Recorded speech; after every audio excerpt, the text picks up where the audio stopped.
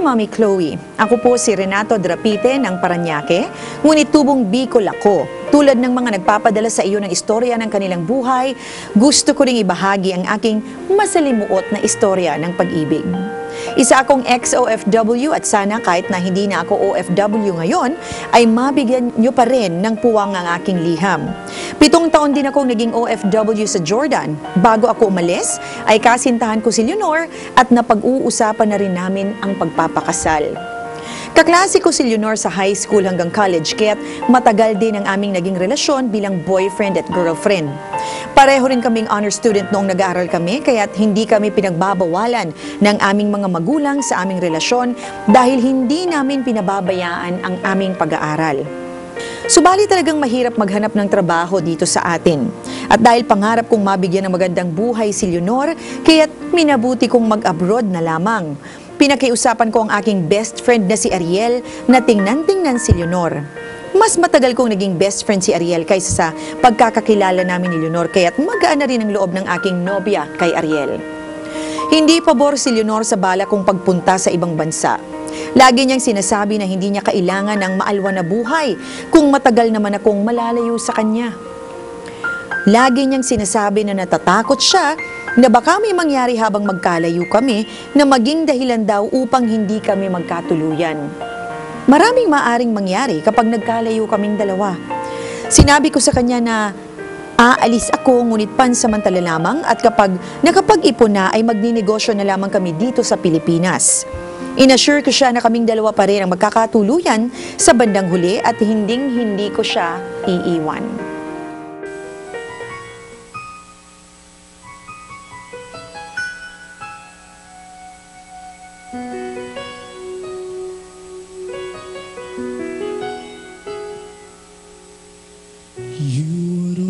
Asking me those words I say and tell me what it means to me.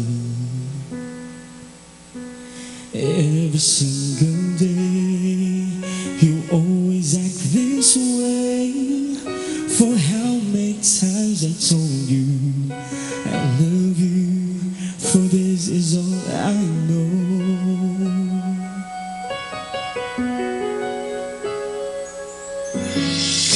To me and hold me, and you will see the love I gave, for you still hold the key.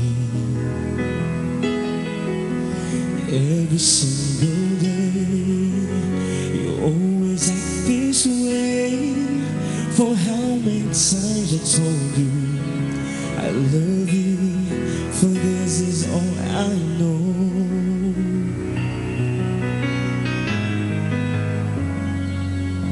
I'll never go far away from you. Even the sky will tell you that I need you so.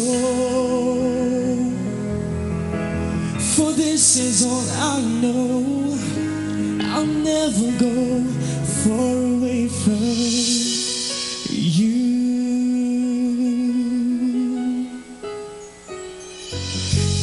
To me and hold me, and you will see the love I gave, but you still hold the key. Every single day, you always act this way. For how many times I told you I love you, for this is all I know.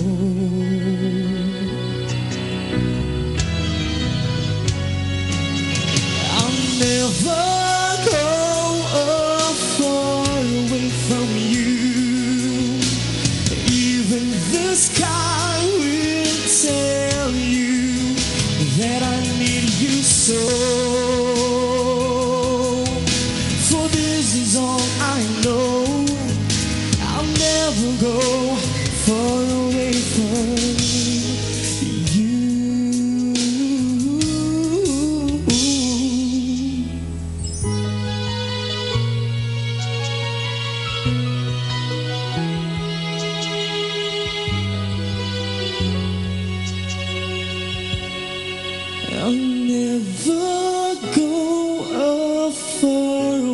from you. Even the sky will tell you that I need you so. For this is all I know. I'll never go far away from you.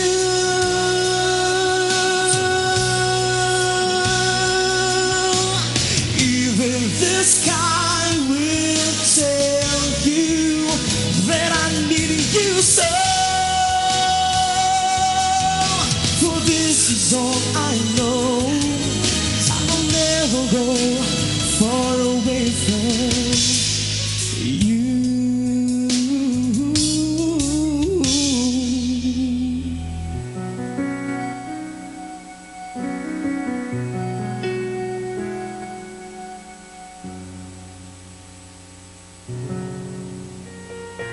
Natuloy din ang pag-alis ko, Mami Chloe. Sa Jordan ay talagang nagpursigi akong magtrabaho. Ang pagsisikap ko ay hindi naman napunta sa wala dahil nang mapansin ng aking amo na Arabo ang sipag ko, ay ginawa niya akong supervisor. Bagamat hirap ang komunikasyon noon ng mga panahong yon, Mami Chloe, ay hindi napatid ang aming komunikasyon ni Leonor. Gumagawa ako ng paraan kahit sa sulat lamang na makibalita sa kanya. Naging okay naman ang palitan ng aming mga sulat at pictures. Minsan, nakakapag-usap kami kapag pumupunta siya sa PLDT sa bayan. Sa tuwing sumusweldo ako ay pinadadalhan ko rin siya upang makapag-ipon ng paunti-unti na rin para sa aming dalawa. Sa pagdaan ng panahon ay walang naging problema sa aming relasyon. Bagamat medyo nagkakaroon din ng tampuhan kapag hindi agad nasasagot ang sulat, ngunit agad din naman itong nasusolved. Aaminin ko, Mami Chloe, na maraming tukso dito sa aking trabaho. May mga Pinay na malayo sa kanilang asawa, ang iba naman ay may mga nobyo na sa Pilipinas, ngunit pumapatol pa sa iba dahil na rin sa kalungkutan. Ngunit kahit kailan ay hindi ako nagpatianod sa tukso kahit na maraming mga umaali-aligid sa akin. Sa halip ay pinapayuhan ko pa sila na hindi tama ang kanilang ginagawa. Ang iba ay sumusunod sa payo ko, ngunit ang iba naman ay hindi. Katwiran nila, malayo naman daw sila sa kanilang mga mahal sa buhay, kaya't hindi naman malalaman kung sakaling maglaro man sila ng apoy. Marami rin akong mga naging kaibigan dito na naghihikayat sa akin na patulan na ang mga babaeng umaali-aligid sa akin. Maswerte nga raw ako dahil ang gaganda ng mga babaeng gustong magkaroon ng mga nakaw na sandali sa akin. Hindi naman sa pagbubuhat ng bangko, Mami Chloe, may itsura kasi ako. Noong high school nga ay ako ang laging escort sa loob ng klase. Marami nga nagsasabi sa akin na mag-artista na lamang daw ako, ngunit hindi ko yun pinapansin. Nangako kasi ako sa aking sarili na isang babae lang ang aking mamahalin habang ako ay nabubuhay.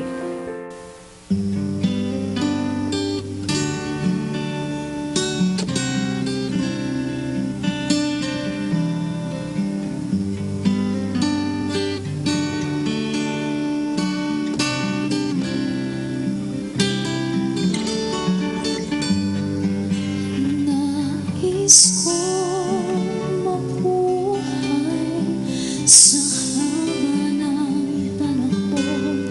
Kung ito'y lilipas na ika'y kapiling ko, ang aking buhay, ang aking buhay sa'yo'y ibigay.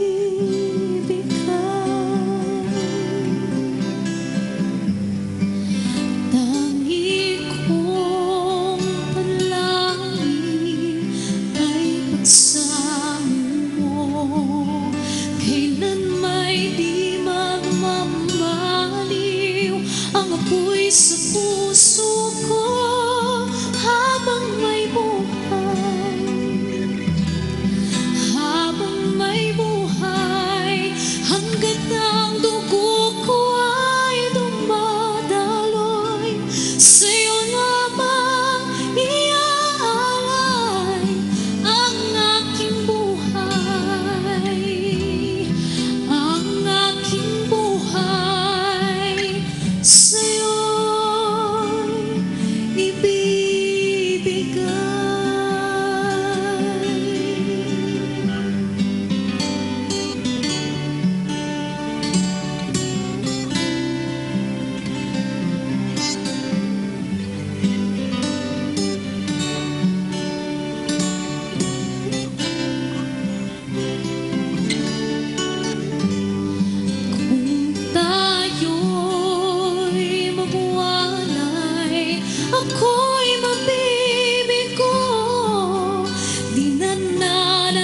magsimbang.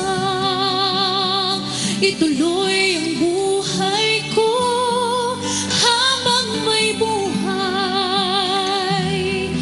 habang may buhay, hanggat ang dugo ko ay dumadaloy.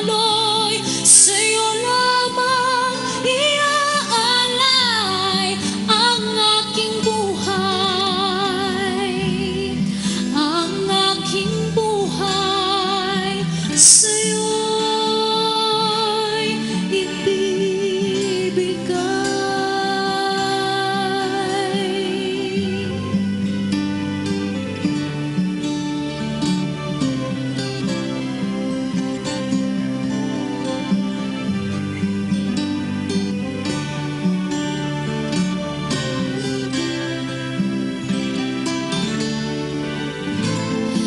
Ibig kong malaman mo hanggang sa dulo ng mundo, ang pangarap ko'y sa'yo.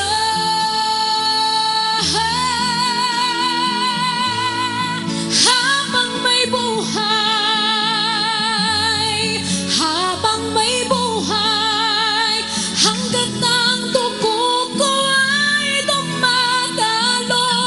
Sa'yo lamang iaalay ang aking buhay, ang aking buhay. Sa'yo'y ibibigay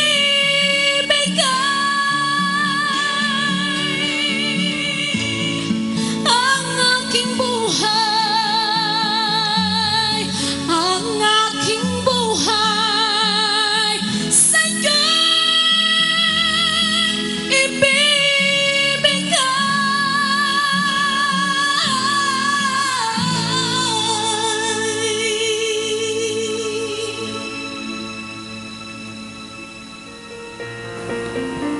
Lumipas ang mga araw, linggo, buwan at taon, Mami Chloe, na hindi ako nakakauwi.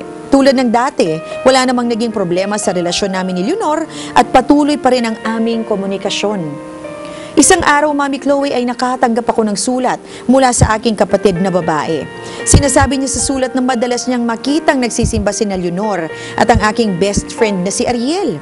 Tingin niya umano ay may relasyon ng dalawa, batay na rin sa ikinikilos ng mga ito. Hindi ko pinaniwalaan ang aking kapatid, Mami Chloe. Sinabi ko sa kanya na ibinilin ko talaga si Leonor kay Ariel, kaya't baka na-misinterpret niya lang ang mga ito. Hindi na sinagot ng aking kapatid ang sulat ko. 4 na taon ang dumaan nang payagan ako ng aking amo na magbakasyon sa Pilipinas. Sinalubong ako ni Leonor at Ariel sa airport. Kitang-kita ko sa mata ni Leonor at Ariel ang excitement nang magkita-kita kami. Doon ay sinabi ko sa aking sarili na mali ang duda ng aking kapatid. 2 linggo lamang ang aking bakasyon at sa 2 linggong iyon ay 3 beses na may nangyari sa amin ni Leonor. In between those days na nasa Pilipinas ako ay wala naman akong napansin na kakaibang kinikilos ni Leonor at Ariel, kaya tuluyang nabura ang aking agam-agam kaugnay sa sinabi ng aking kapatid. Sinabi ko sa kanya na parang ayaw ko nang bumalik ng Jordan at gusto kong magsama na lamang kami. Ngunit nagulat ako dahil sinabi niya na sayang naman daw ang kikitain ko pa doon. Sinabi niya sa akin na para din daw naman sa future namin ang ginagawa ko. Bagamat nagulat ako dahil siya naman ngayon ang nagpupursige na magtrabaho pa ako, ay napag-isip-isip ko na bibigyan ko na lang ng 2 taon ang pagtatrabaho sa Jordan, and after that, magsasama na kami. Nang bumalik ako sa Saudi, ay ganun pa rin ang setup namin ni Leonor. Nagsusulatan pa rin kaming dalawa. Magdadalawang buwan na noon nang makatanggap ako ng sulat mula kay Leonor. Nakasaad sa kanyang sulat na buntis na siya ng 2.5 buwan. Tuwang-tuwa ako nang malaman ko na buntis na si Leonor.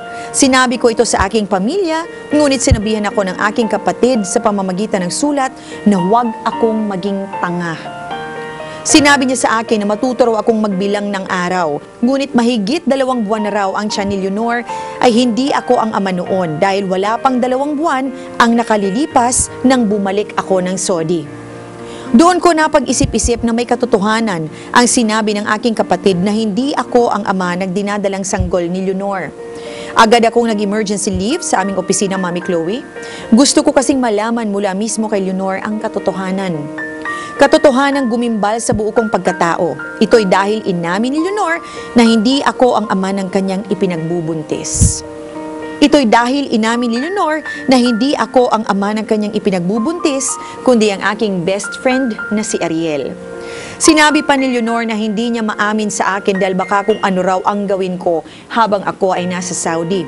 Ako pa ang sinisi niya dahil sinabi niya raw sa akin noon na huwag na akong mag-abroad.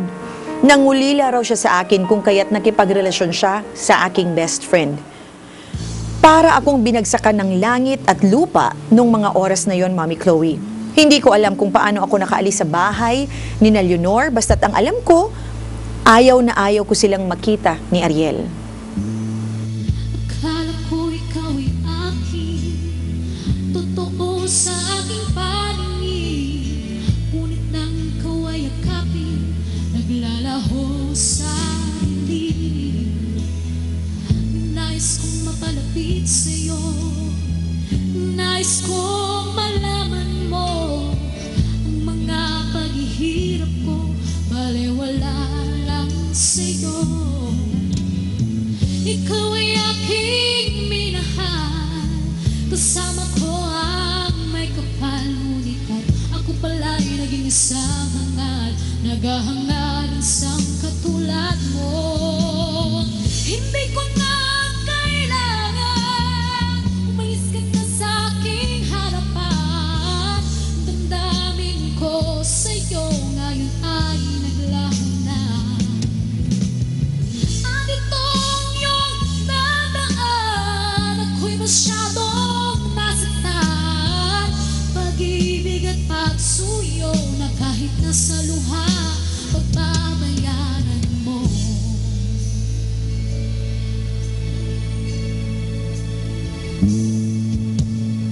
Tingnan mo ang katotohanan na tayo'y pare-pareho lamang.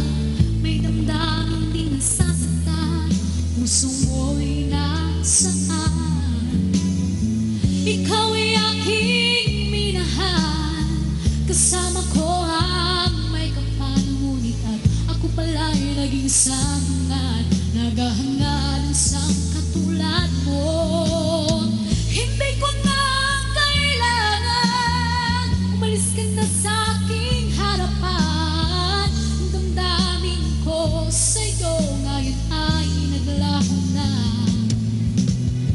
At itong iyong dadaan, ako'y masyadong nasaktan. Pag-ibig at pagsuyo na kahit nasa luha, pagbabayaran mo.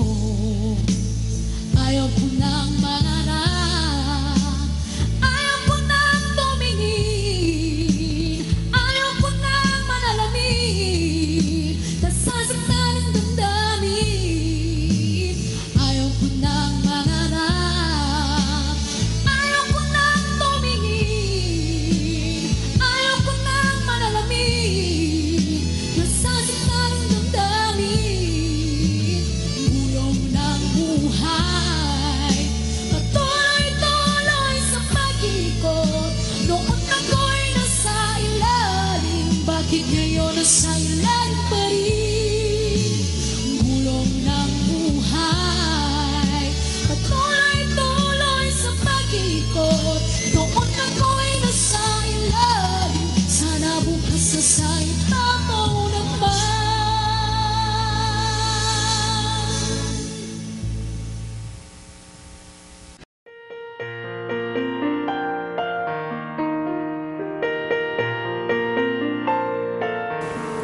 Aaminin ko, Mami Chloe, na nag-usap pa kami ni Leonor at sinabi ko sa kanya na handa ko siyang tanggapin kung gusto niyang magsama kaming dalawa.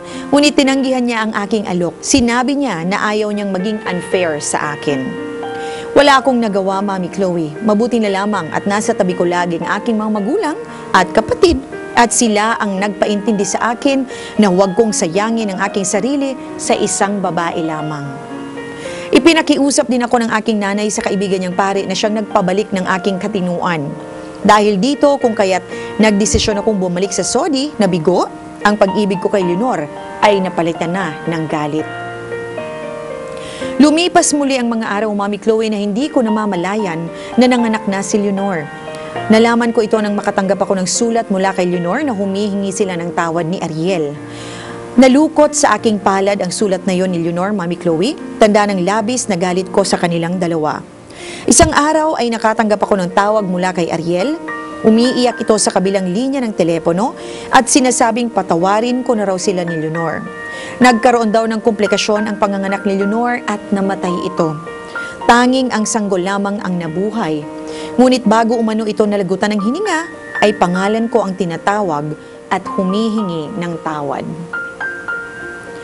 Para akong natuka ng ahas nang malaman ko ang nangyari kay Leonor. Doon ko nalaman na kahit na nagtaksil siya sa akin, ay mahal ko pa rin siya. Hindi ko na rin napigilang tumulo ang aking luha habang umiiyak na paulit-ulit na nakikiusap si Ariel na patawarin ko na si Leonor. Tanging salitang oo, pinapatawad ko na kayo, lamang ang nasambit ko, Mami Chloe. Wala na akong ibang nasabi dahil puno na rin ng luha ang aking mga mata. Kung maaari ko nga lang ibigay ang aking buhay sa babaeng nagtaksil sa akin, ngunit minahal ko ng husto. Kung matutupad nga lang ang dasal, ay hihilingin ko sa Panginoon na sana ay madugtungan pa ang buhay ni Leonor.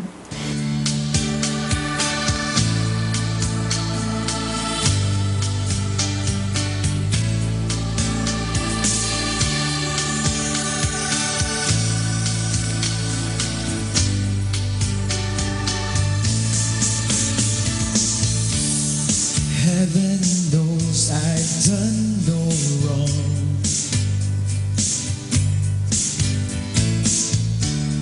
I only want to sing this song to you. Why did it have to end this way?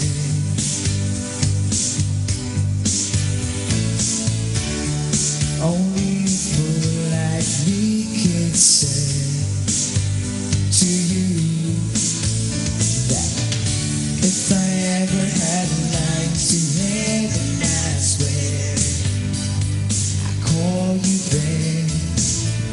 If I ever had a line to heaven, I swear I'll be there tonight.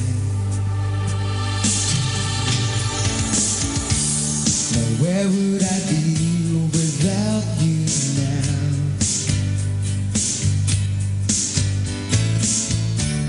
I have to make it through this life somehow. Only time will tell me so.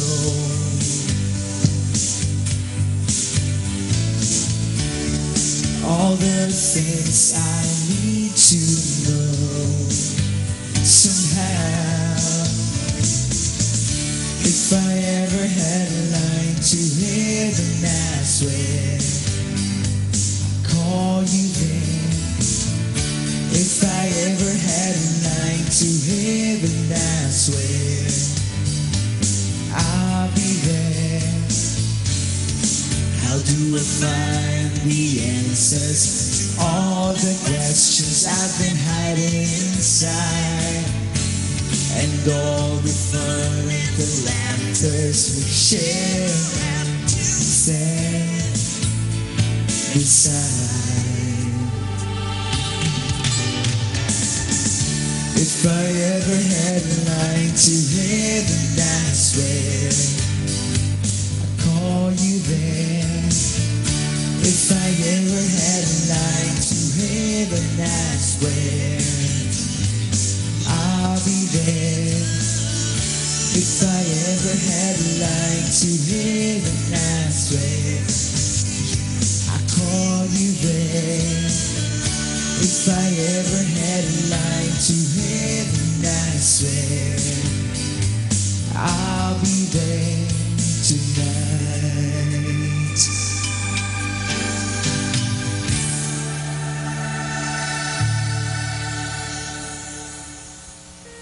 Mami Chloe, hindi ko alam paano ako makakapag-move on ng mga sandaling yon. Grabe ang depresyon na umatake sa akin dahil sa nangyari sa babaeng aking pinakamamahal. Hindi mawaglit sa isip ko si Leonor, lalo na ang mga sinabi ni Ariel, na sa huling hininga nito ay pangalan ko pa rin daw ang sinasambit. Inamin din ni Ariel na hindi siya nagtagumpay na makuha ang pag-ibig ni Leonor dahil ako pa rin daw ang mahal nito sa kabila ng katotohanang nagkaroon sila ng anak. Inamin daw sa kanya ni Leonor bago ito namatay na ako ang mahal nito. May mga gabing bumabalik pa rin sa aking alaala o sa akin ang alaala ni Leonor, Mami Chloe. Hindi ko makalimutan ang maamo niyang mukha, ang malulutong niyang halakhak, ang pagpatol niya sa aking mga biro na kahit na alam kong corny ang dating, ay patok na patok pa rin sa kanya. Ang pag-aalaga niya sa akin, ang pagpunas niya lagi sa aking likod sa tuwing makikita niyang pinagpapawisan na ako. Ang lahat-lahat ng ginawa niya sa akin ay paulit-ulit na bumabalik sa aking alaala. Kung maaari nga lang sana ay nasa tabi niya ako upang personal ko siyang mapatawad bago man lang siya bawian ng hininga. Sana ay nahawakan ko man lang ang kanyang mga kamay bago man lang niya ako iniwan ng lubusan.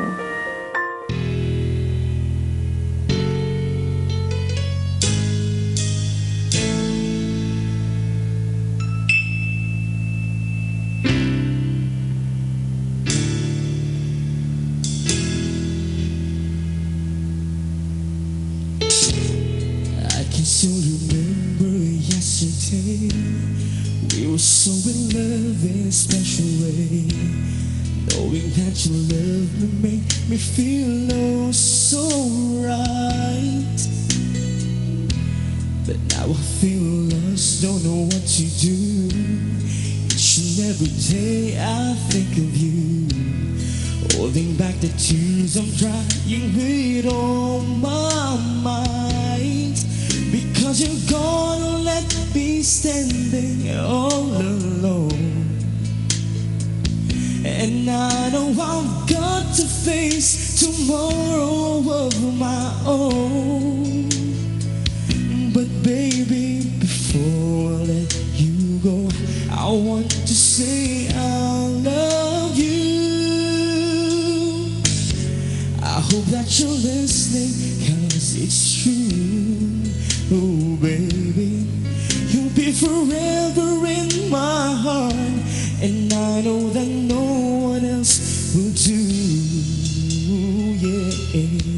So before I let you go, I want to say I love you. Oh, I wish that it could be just like before. I know I could have given you so much more, even though you know I've given you all my love. I miss your smile, I miss your kiss. Each and every day I reminisce. 'Cause baby, it's you that I'm always dreaming of. Because you're gonna let me standing all alone. And I know I've got to face tomorrow of my own. But baby, before I let you go, I want to say I love you. I hope that you're listening, 'cause it's true. Oh baby, you'll be forever in my heart, and I know that love will never do. So before I let you go, I want to say, 'cause letting you go is never easy, yeah. But I love you so, that's why I say you're free, yeah. And I know someday, somehow, I'll find a way to leave it all behind me. Guess it wasn't meant to be, but baby, so before before I let you go, I want to say I love you. I hope that you're listening, 'cause it's true. Oh baby, you'll be forever in my heart, and I know that love will never do. Yeah. So before I let you go, I want to say. So before I let you go, I want to say.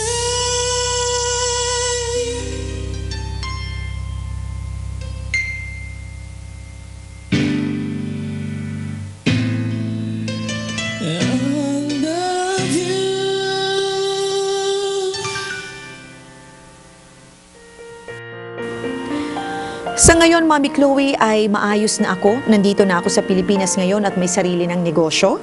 Nakapag-asawa na rin ako at ilang beses pa akong tinawagan ng aking amo kung gusto ko pa raw magtrabaho sa kanya, ngunit lagi akong tumatanggi. Si Ariel naman, Mami Chloe, ay nakapag-asawa ng muli. Natatawa na lamang ako dahil ang kanyang napangasawa ay Leonor din ang pangalan. Ngunit hindi naman daw niya sinasadya na ganun pa rin ang pangalan ng kanyang mapapangasawa. Mayroon na rin silang 2 anak nito. Siguruan niya ay ginusto rin ng Diyos na madugtungan pa ang kanilang pagsasama ng babaeng parehas naming minahal, kaya't binigyan siya ng kabiyak na kapangalan din ito. Hindi ko rin itinatago sa aking asawa ang aming istorya ni Leonor. Naging malawak naman ang kanyang pag-uunawa sa akin kahit na kung minsan ay naaalala ko pa rin si Leonor. Adik sa'yo, awit sa sawa na sa'king mga kwentong marathon tungkol sa'yo at sa ligaya, iyong hatid sa aking buhay, tuluyang bigas sa isipan ko ikaw. Sa gabi, sa bawat minutong lumilipas, hinahanap-hanap kita, hinahanap-hanap kita. Sa isip at panaginip, bawat pagpihit ng tadhana, hinahanap-hanap kita, hinahanap-hanap kita. Sabik sa'yo kahit maghapon na tayong magkasama, parang telesine. Ang ating ending, hatid sa bahay nyo, sabay goodnight, sabay may kiss, sabay bye-bye. Sumagat sa gabi, sa bawat minutong lumilipas, hinahanap-hanap kita, hinahanap-hanap kita. Sa isip at panaginip, bawat pagpihit ng tadhana, hinahanap-hanap kita. Oh yeah.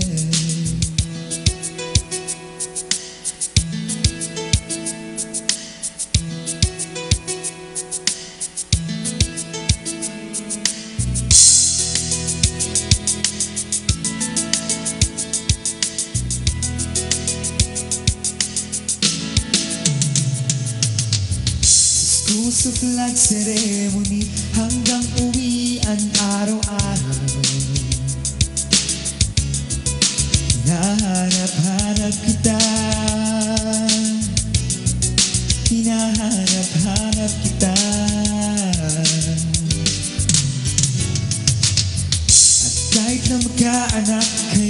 magkatuluyan balang araw.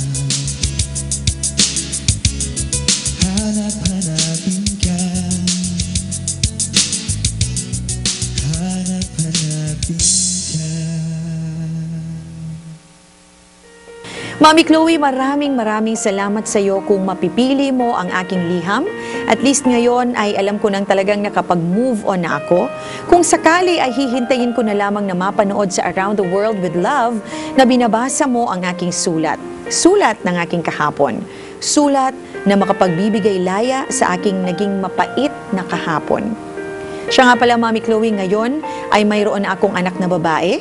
Siya ay 3 taong gulang na at ang kanyang pangalan ay Leonor.